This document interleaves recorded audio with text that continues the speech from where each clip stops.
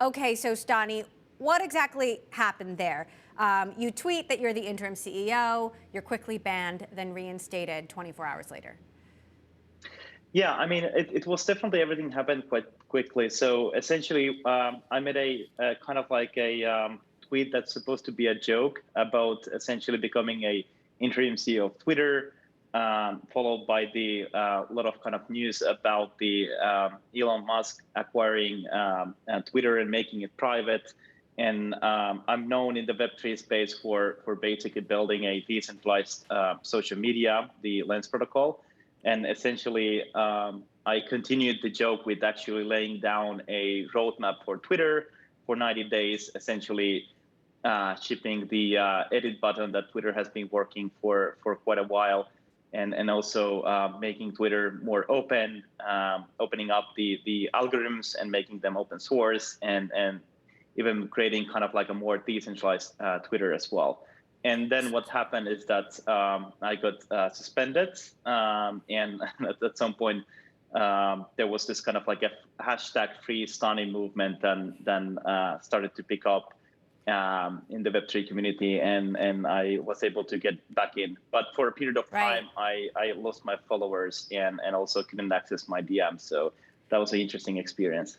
So Twitter hasn't responded to this situation directly, but it certainly seems like they took your tweet seriously and then decided maybe they shouldn't have taken it so seriously. But it does raise a debate about what's real and fake and free in the world of speech. What do you think the learning is here?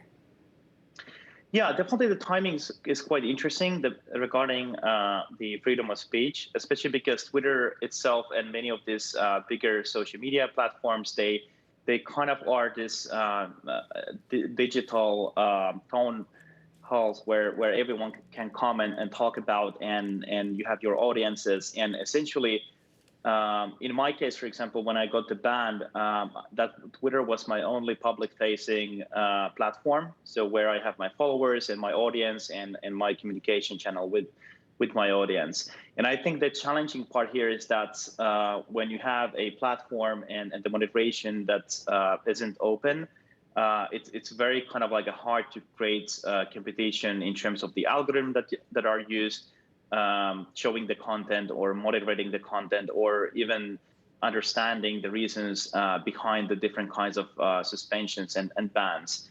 And I think like from the Web3 crypto perspective, what's fascinating is that there's a movement about decentralizing many of important parts of infrastructure, and that might be financial infrastructure that has been happening with decentralized finance, but now also with the social media, because social media as an infrastructure is very valuable, and maybe there is kind of like a thinking behind of it that it's so valuable that it shouldn't be completely owned by the few, or let's say even like privatized, but actually everything should be open and anyone can customize and build algorithms and let the users choose which of these algorithms are most favorable and fair to them.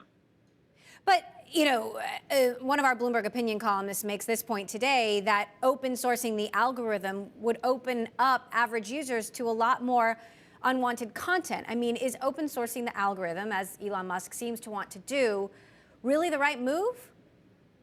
I think it's all about giving choices to the user. So, for example, what we're doing at Lens Protocol, we're simply creating blockchain-based social graph where you can create a profile, and then you have your follower relationships on chain. So, for example, if something like this happens where you get banned in one application, you can go to another application and log in with your accounts, and you have your followings. For example, recently, actually, Bloomberg reported that Facebook discontinued the podcasting services in their platform, meaning that all of these podcasters that has been building their audience on Facebook, they pretty much lost the audience and the hard work what was put into that relationships. So essentially, by opening up the social graph, any application developer, new entrepreneur who figures out interacting new way with the content can create a new application, since the barrier is low, and basically create more usability that way. And the users So- can then choose what they want to use. Quick pitch, Donnie. You have 30 seconds. What do you think is better about the Lens protocol and this Web3 alternative than Twitter today? I think essentially Lens protocol is about giving opportunities for anyone to build new ways to interact with the content, but also for the users to simply create their profile once, have their following relationships on the blockchain, and essentially no any single platform can take that away from you. So what it means that first time ever, all the platforms like Twitter, Facebook, they actually need to compete on the algorithms they're providing you, and you as a user, you're not locked into the platform itself. And this is definitely like a new dynamic.